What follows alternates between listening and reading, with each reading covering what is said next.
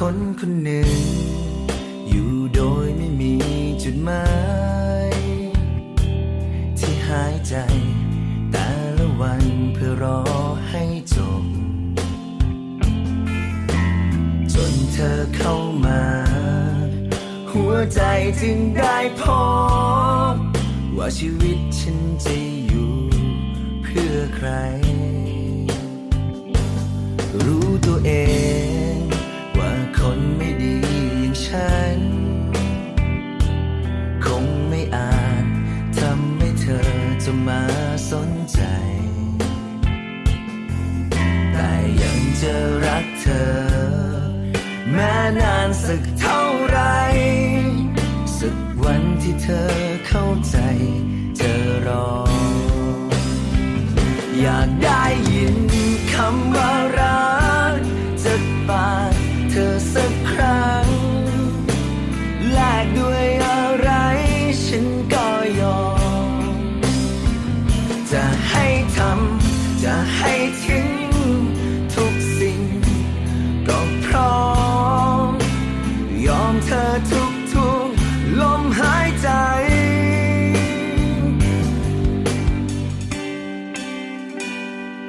ไม่เป็นไรสุดท้ายถึงเธอไม่รู้ชีวิตเดิมที่เหลืออยู่ก็ไม่เสียดายแค่ในทุกวันทุกลมที่หายใจได้รู้ว่าทำเพื่อใครก็พอ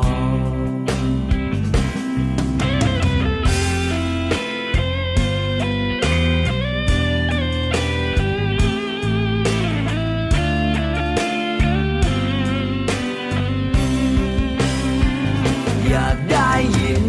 คำว่ารักจากปากเธอสักครั้งแลกด้วยอะไรฉันก็ยอมจะให้ทำจะให้ทิ้งทุกสิ่งก็พร้อมยอมเธอทุกลมหายใจ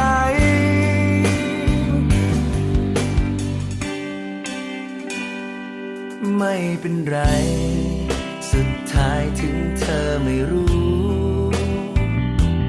ชีวิตเดิมที่เหลืออยู่ก็ไม่เสียดาย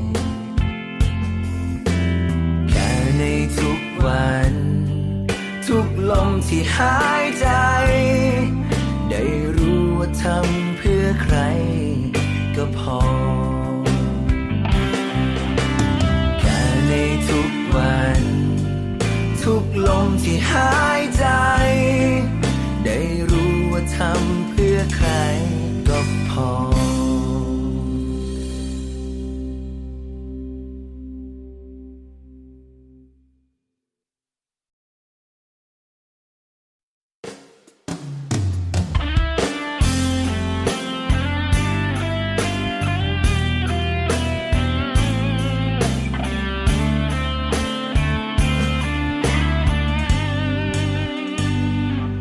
คนคนหนึ่งอยู่โดยไม่มีจุดหมายที่หายใจ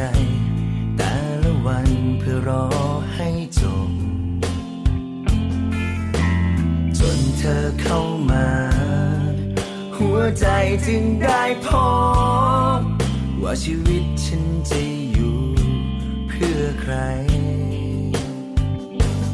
รู้ตัวเองว่าคนไม่ดีอย่างฉันคงไม่อาจทำให้เธอจะมาสนใจ